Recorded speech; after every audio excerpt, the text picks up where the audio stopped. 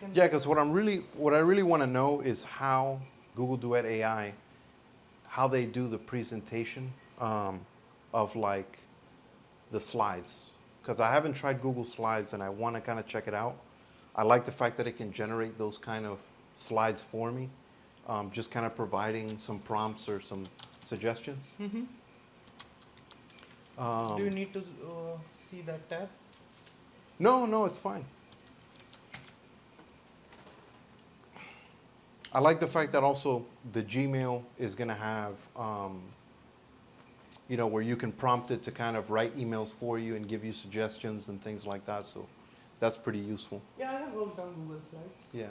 The thing is, I think that Google Duet has a suite of like applications for all of the different things that Google has for Google Workspace.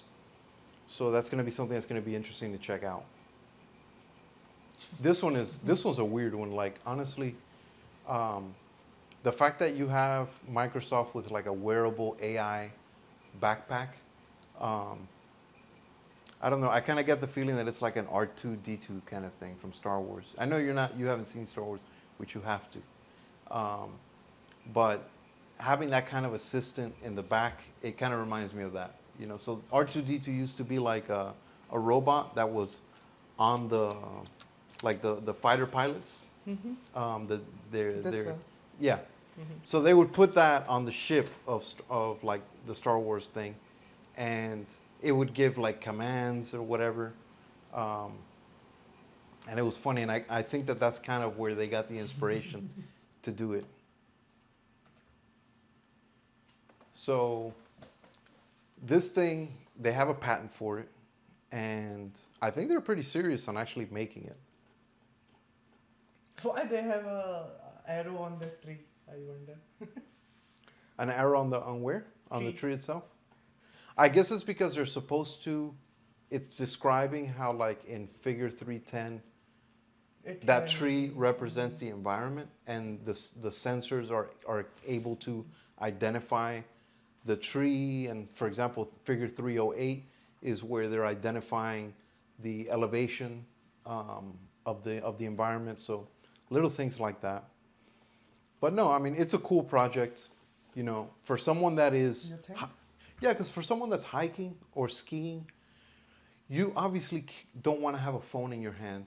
And I think maybe you don't even want to have something on your face when you're doing that. Or So having your bag. so having a device on your backpack is a convenient way to have AI helping you.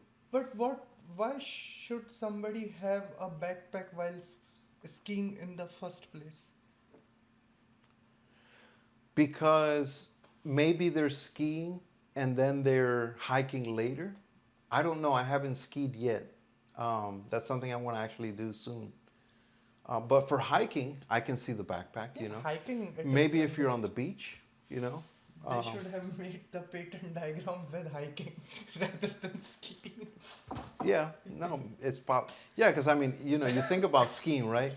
The backpack would probably like unbalance you. Yeah, So, it will be a burden. Yes. You want to enjoy, you want to be Yes. away from the men, you want to enjoy the nature, and suddenly turn left. You don't tell me where I turn. Shut up. you're like, I'm trying to turn left.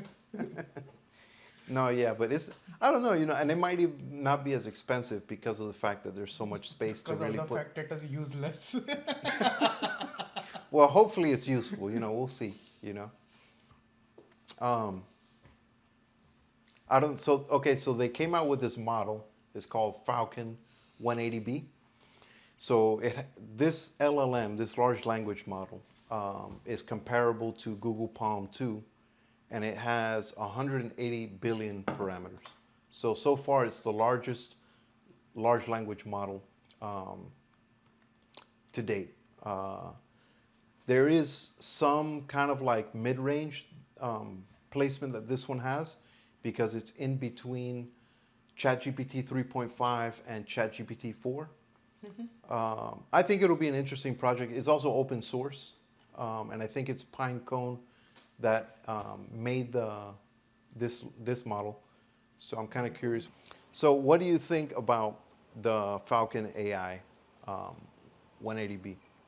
Yeah, it is a nice model, and new players are coming in. What they have done, being a startup, and compared, like made a product which is comparable to Google Palm 2. I Right. guess that is something which you have to Yeah. accept and Right. appreciate. Right. Right? No, and I haven't even heard of Pinecone before Falcon 180B, so I'm kind of curious to know what their direction for this is. I mean, I think they're making it pretty open source, open access, so there's probably a lot of customization for this model, and I think that they can do a little bit of fine tuning, or different people can fine tune the model to what they want. So I think it's a really interesting project, and also the fact that it's so big, it means that there's going to be potentially a lot of opportunity for making it a powerful model, you know. So okay, let's jump over to Twitter's terms of service. So X has banned all data scraping for its, you know, all AI data scraping, and you know, I can see why they're doing it. I can see that they want to kind of restrict that data, because obviously if you're running a company, you want to make sure that you're compensated for the data if another company is benefiting from it. And also the fact that Elon Musk is trying to develop his own AI. Yeah, what do you think about it? I think what he did is Twitter. Elon Musk has been like that. He kills competition, and it is like every other businessman does it. There's nothing bad. It is what it is. So there is another funny thing. There is a microblogging website called Coup. Twitter blocked its Twitter account of the Coup, like. Not Yes, here. yeah, he did. He because did. the app was catching up and it was like really popular in Latin America. So he was like, bitch, before you come here. That's right. Yeah. No, and So- here's the thing. I get it. I get that he, in some ways, he kind of restricts competition. But I wouldn't say that he kills competition outright. Like, I think he does a lot to create opportunities for business. It's just AI is one of the big ones. And so if you're going to want to build your own model, and you're going to want to try and compete in the AI market, probably one of the last things that you want is for your, you know, for data for a company that you have to be utilized for free. You know, I think maybe, you know, some kind of compensation or some revenue stream can be had from he that. won't You know, be giving the permission ever. You see, Elon Musk is a two-edged sword. One thing he's like stopping all the AIs from taking its data, and for Tesla, what he says, all my blueprints and everything design are open. Anybody can. It is hard to make a car manufacturing thing. Like nobody will, even if you keep them open. If I have the blueprint of Toyota now, can I make a company like Toyota? It is hard. probably, yeah, it's probably really difficult. You Really? know, So yeah. he has been like all saint for that thing, and Yeah. now suddenly on Twitter, like nope.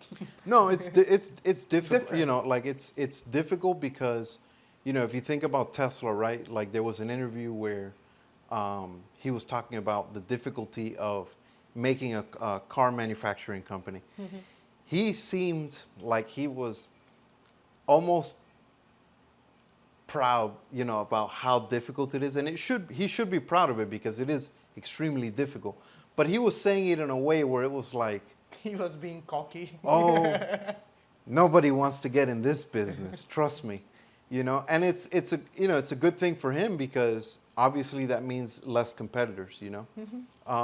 And I think in a similar vein, you know, AI is kind of one of those other industries that he knows that there's a certain level of difficulty, and he's And- doing what he can to kind of stay competitive. The data of Twitter is really powerful. I made a project while I was in school. We predicted the price of AMD share prices Right. based on all the the mention of the name AMD and related term like semiconductor chips in Twitter. Yeah. Like how often it is mentioned and how it is affecting the price of AMD stocks. Right. So this kind of information where every big tech related guy who is, they are always, Twitter is their go-to source to know about what is the latest thing and everything. Yeah. So Twitter has the most fresh and abundant data. Yeah, about the latest data. Yeah, the Right. latest data. It is so you can make real-time models to predict anything, like how Yes. a popularity of movie will be.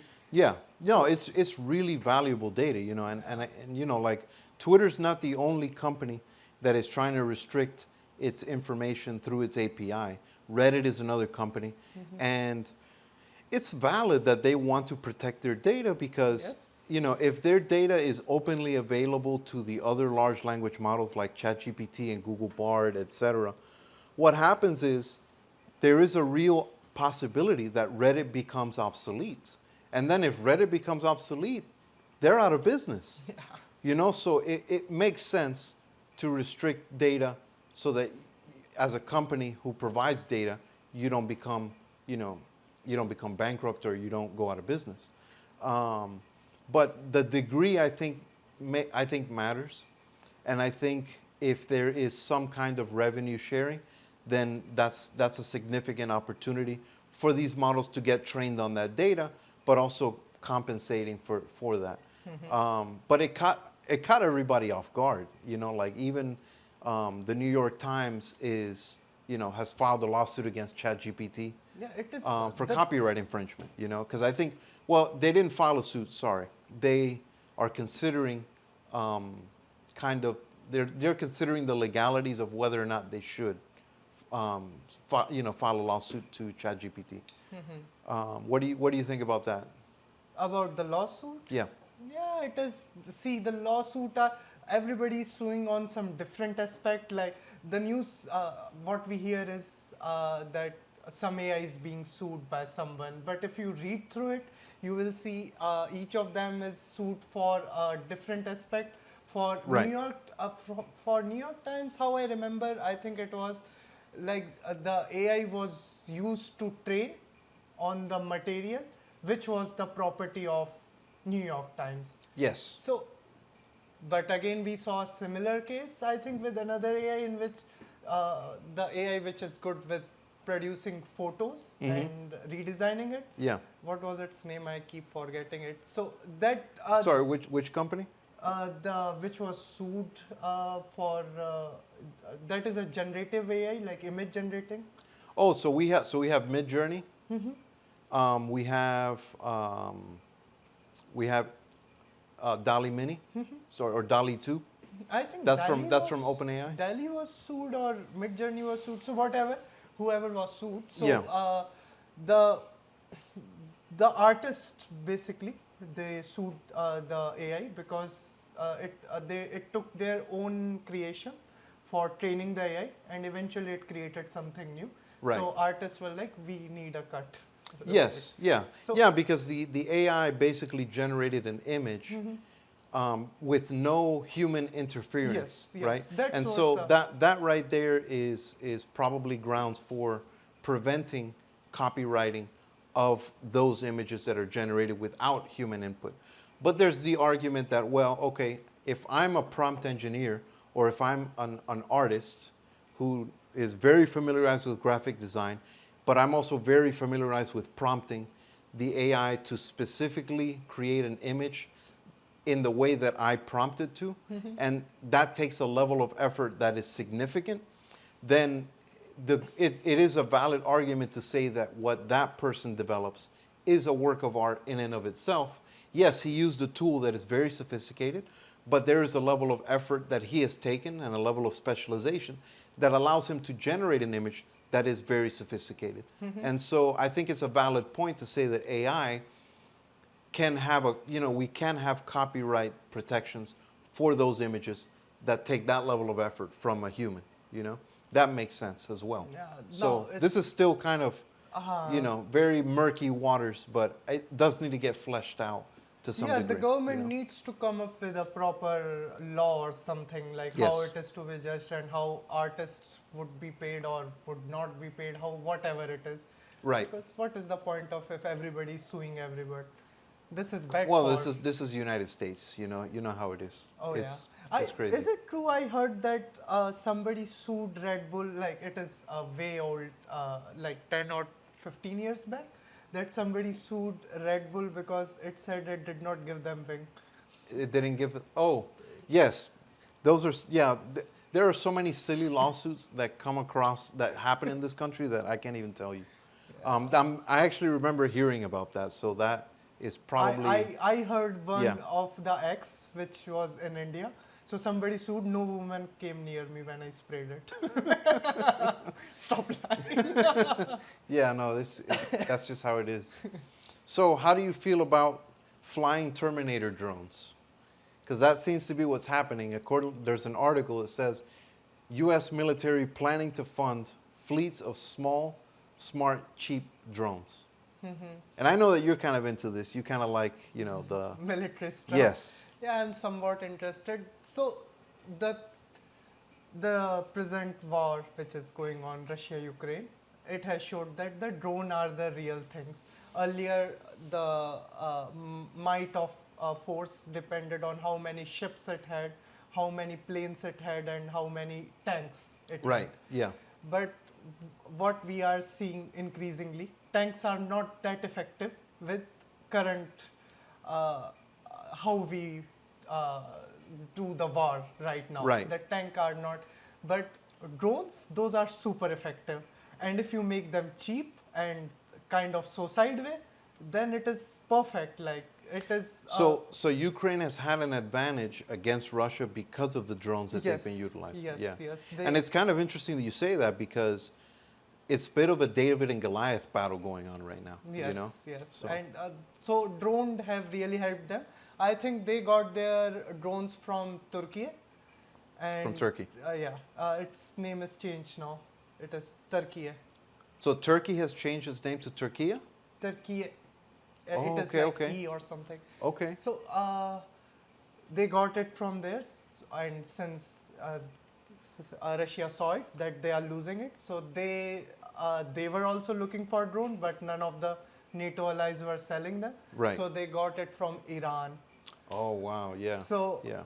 so whole this scenario has really ramped up the demand of drones Of drone in development for- military right. for military purposes. Yeah. So everybody is Now imagine that kind of an advantage, but then supplemented with artificial intelligence, artificial. where you can have drones that are automatically programmed to identify targets of interest, avoid conflicts, all these different metrics, and potentially even think for themselves and kind of analyze the situation and make their own kind of decisions in order to maintain a strategic advantage and work in unison, because this is the other aspect of it.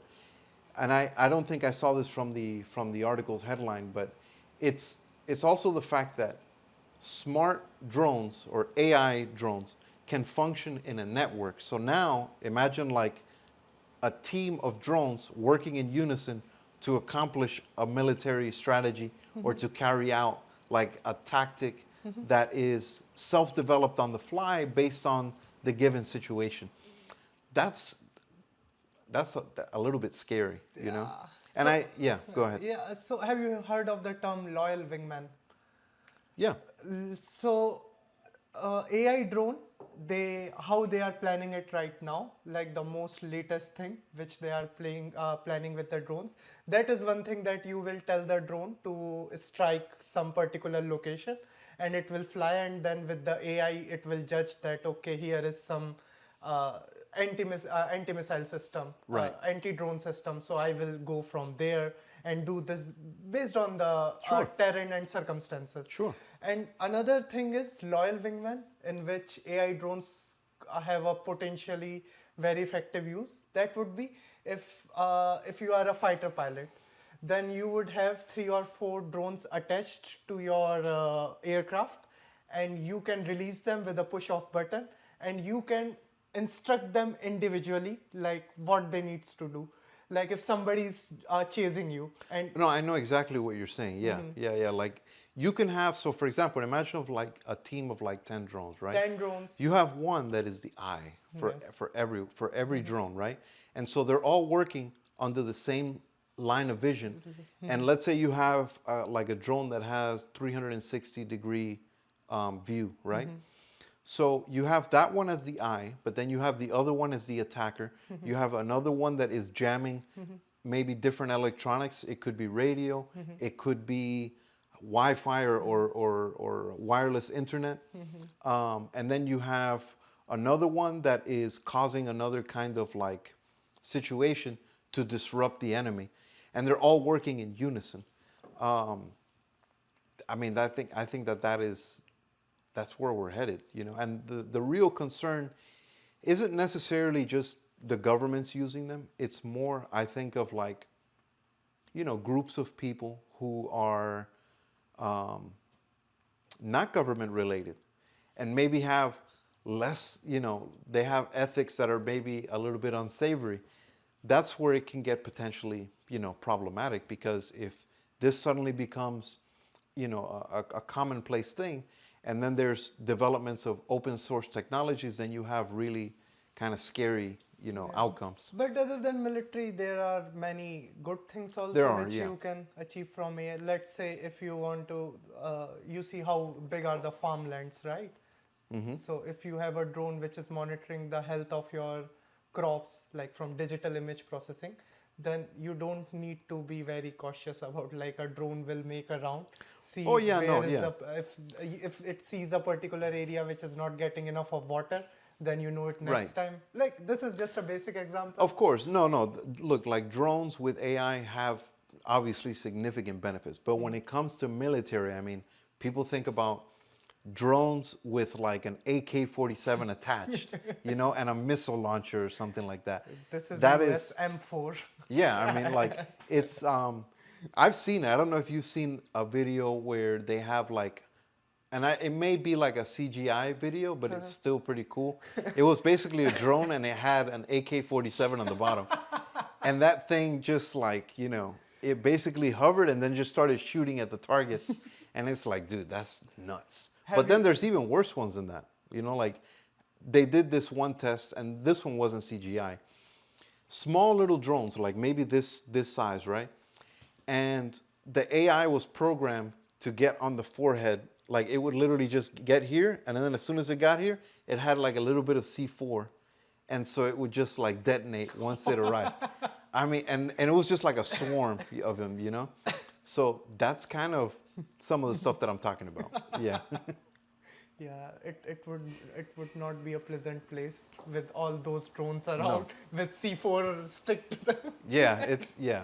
So I'm looking at this like network of have- drones, and it's like, dude, we're inching our way closer towards this have like you heard about- you know, dystopian kind of lifestyle, you know. Have you heard about that incident in which a drone killed its operator?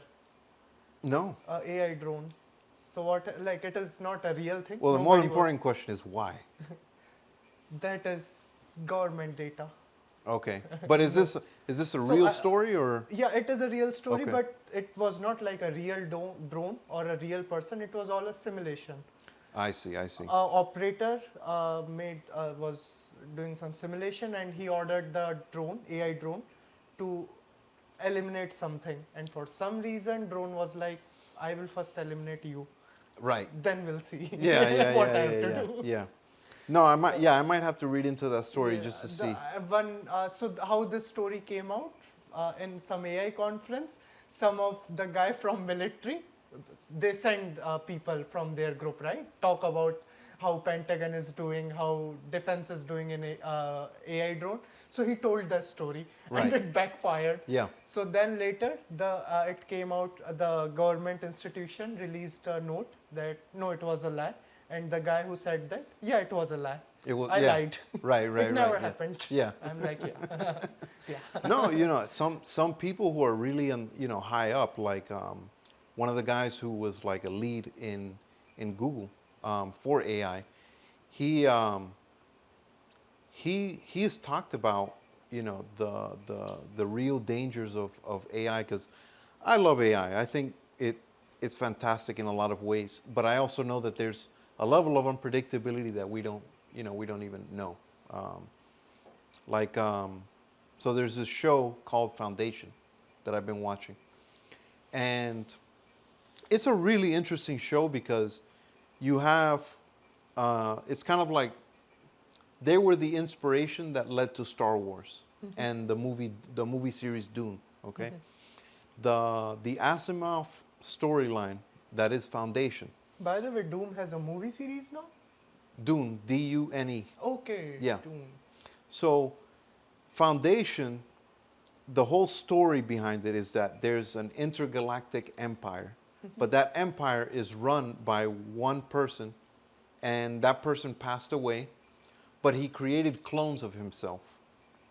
And I don't want to give too much away, but the AI in the story has a significant role in the story itself.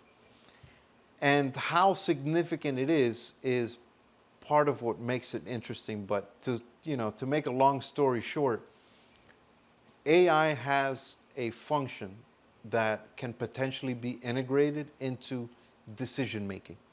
And I think that is the part that people get concerned about, because they want a human element in the decision making. Taking that away, obviously there is a correlation between decision making and power.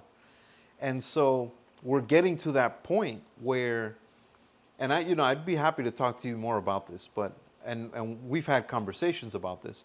At some point, there are a group of people that are going to say, hey, you know what?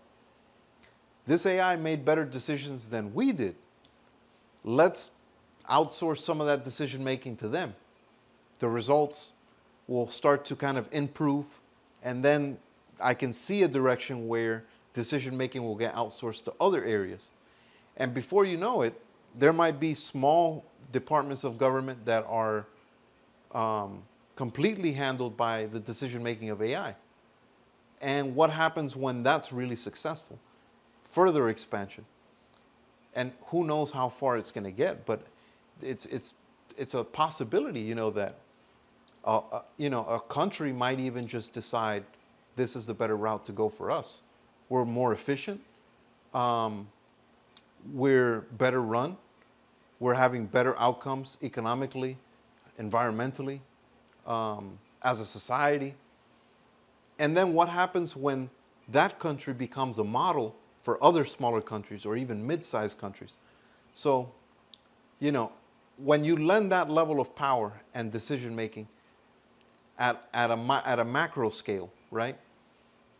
The real concern is what happens when the AI gets too intelligent and already has that power, already has that capacity, starts to make decisions that maybe are a little bit less favorable.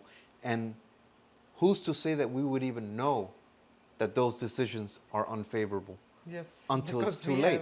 have, You see? it's too late. So that's an interesting conversation, Yeah, and if we are trusting AI to make our decisions better than us, then I am sure we can trust it Yeah. enough that if it wants to kill us, it will make a very good plan.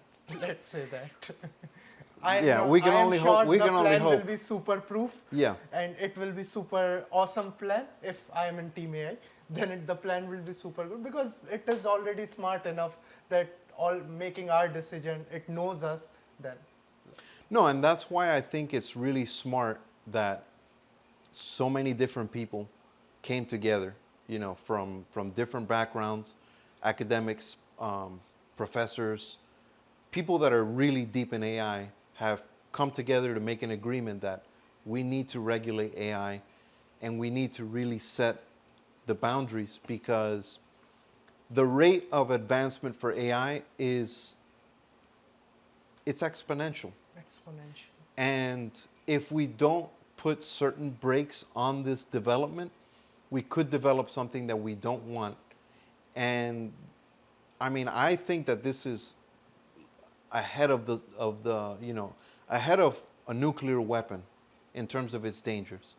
And so putting these restrictions in place is a necessity, because if you program AIs with those kind of restrictions in place where it can potentially not sidestep, for example, harming humans, Yeah. then that is something that is absolutely crucial to this. We also talked last time about the dangers of AI and how dangerous it is. Like it is far more dangerous than the nuclear weapons. It is. It is. It Isn't really it? is. Yeah, because nuclear weapon is one-time hit. Like Yeah. you hit it, that obviously because of radiation and everything, the place is ruined. But that is done, right? One nuclear bomb dropped, and for AI, let's say if you hack into the power grid of some country and you make the entire city powerless, can you imagine the number of Of death, and the chaos. chaos? No, but that's a small snippet of what true AI programmed in a way that doesn't benefit us. That's a small snippet of what it's truly capable of. Like there was a guy who, and he's deep into AI development. Like he's one of the guys. He talked about a scenario that, even though I kind of pictured it because I've seen like movies where you have nanotechnology, he basically said, picture this, picture a microscopic a microscopic robot that is diamond tipped, that can enter your system and enter the system of every human, because it's a self-replicating robot, but they're microscopic. They enter your system, enter your heart, and then go to town and shut you down with a cardiac arrest because of the damage that microscopic robot does. And they're all powered by the same AI to do the same, process. That is something that is next level. So it's not Terminator in the way that we saw the movie. No, it's it's nanotechnology that is the problem. And the thing about nanotechnology is we haven't really been able to develop it in a way where we have self-replicating robots that are small and efficient and self-sustaining. But with AI, the capacity for us to develop that is there. That is something there's a few things that are tied to the development of AI at a level where we're not currently at, but we're getting to. One of those is nanotechnology, and Yeah, the other one is energy. How nanotechnology works is first there should be a defined model which is like good to use for everybody. Like if you see phone, first we had a working phone which was completely working fine. Then we started to make it small, more powerful, and everything came. The thing with robots is we haven't had a human-like robot, like which can walk and do stuff, kind of that robot. Not a robot which is made for a specific task, like a general robot. We just got it like 5 or 10 years back. Now we are making really good robots. Yeah, Tesla's making the Tesla bot. Tesla Yeah. bot. So once we nail that and we have that on ground, people are using it, then I think it will go on with making it nano, nano, nano, and they will obviously Right, they're going to make them smaller and smaller. smaller. Yeah, absolutely. And they will obviously, once the bot is completed, they will introduce AI to the bot, right? How will it communicate? Right. So, yeah, we will be there. No, Someday, yeah, one small robot will be coming and killing me out of nowhere. No, honestly, like I think if I see nanotechnology being improved or being developed by AI, and then AI is also being used to improve it further, that would be a scary time, I would say, because that is something that is very possible, and again, if the restrictions are put in place on AI to not do something harmful, and if it's done and engineered in the correct way, I think we have a chance that everything will be just fine, But it is very shaky ground because at the same time, the human element is really the part that is the concerning part. It's not really the AI that's the concern. at this current stage. It's more, we have people that work ethically, but then we also have people that don't. And then we also have human error to account for, because yes, there could be many different barriers that we put on the AI, but then there could be that one doorway that leads to problems. So it's just an interesting, conversation to have about this, because it's important to have it. It's important to talk about these different possibilities, because we're at that forefront. Like, maybe not this year, but 5 years down the line, we have like no understanding of what to expect. And so, yeah, that's kind of what I thought about it. Yeah, I think I think the AI, it will be fine. I don't think what all the theories are that it will rule us. Yeah. That's I don't have too much proof for this belief, but it is what I feel like. We human are shameless and survivable and adaptive. We're shameless. In the terms of being dead, Right. we don't right. die. Yeah.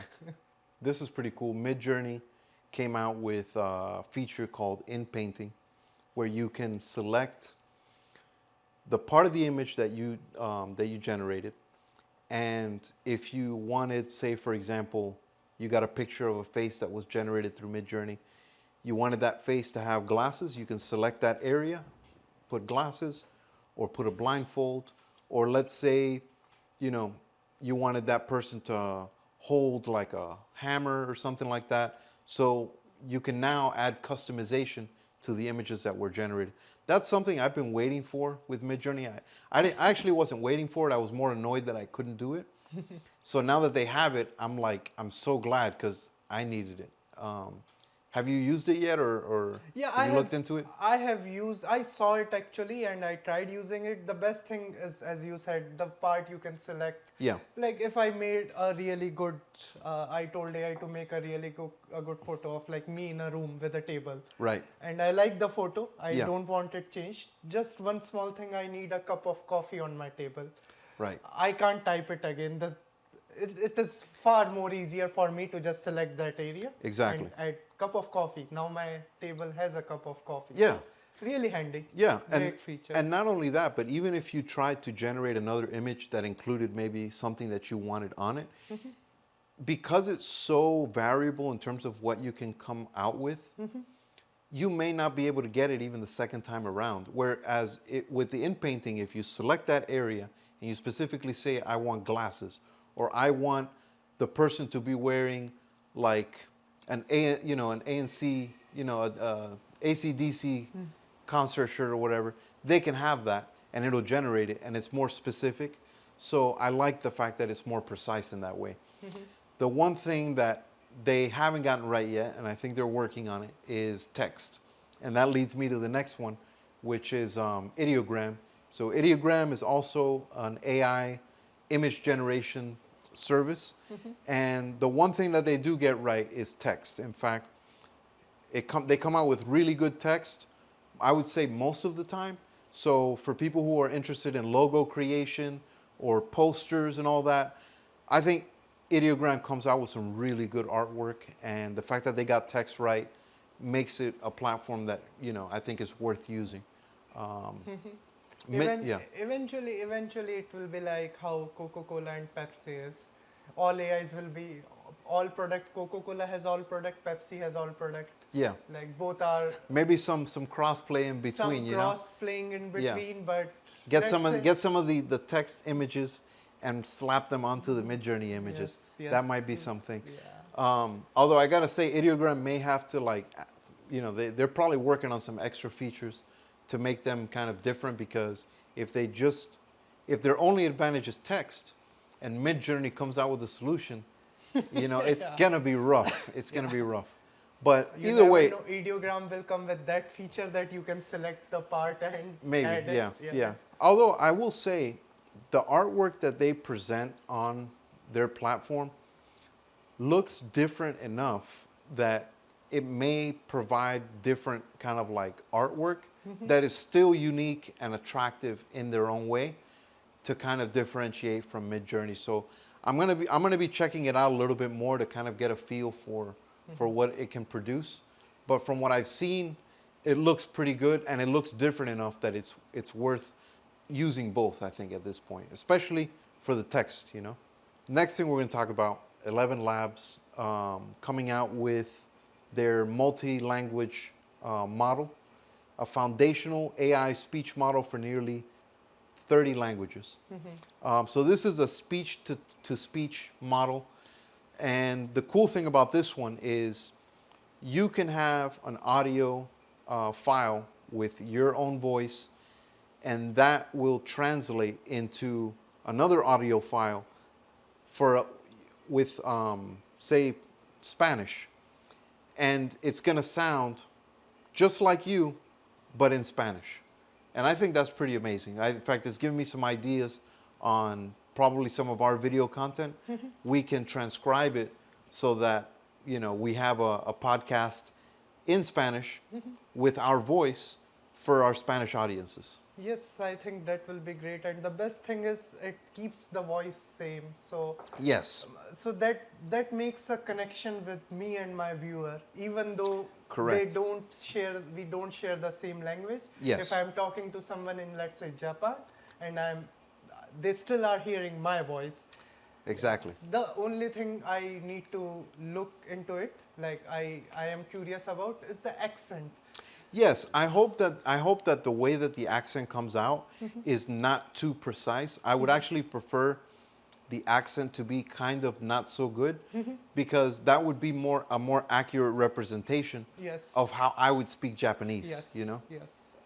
But the fact that it can be done, and you know, here's the thing, there's other opportunities as well, because for example, if I go to Japan, if I had a way to speak to an AI on my phone, let's say 11 Labs, and I get an automatic transcription or an automatic, you know, speech-to-speech change where I can speak in Japanese, and it sounds like me, I think that would be really useful for tourists and for people who are going to another country where that language isn't there. Because what you typically get with what currently is available is you'll go to another country, let's say Germany, you don't know German, and when you use one of these devices or applications, the outcome is a very robotic response to what you said.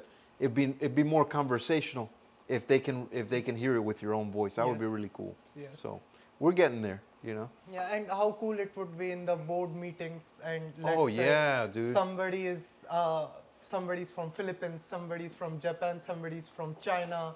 They all are talking. Yes. You are hearing all the conversation in English. I am listening to, let's say, Hindi. Somebody is in Japanese. Right. All the meeting conversation is in the language which particular to the individual. Oh, that dude. would be so cool. No, that would be amazing. Yeah, they Like- still do that, by the way, but it is somebody's listening and they are translating it then and there, some person. Yeah. But to do that with Dude, an AI, what you just said with the conference room thing, that would be cool because, for example, there would be like you know that they have those speakers in the middle of the conference room? So that speaker, what it does is you would talk to it in your own language, but everybody in the conference room is wearing earbuds. So if everyone in the conference room knows different languages, when you speak, the speaker is translating for the people in the language that they select, and it's happening automatically. yes. That's an amazing application. Yeah. So that's a great idea.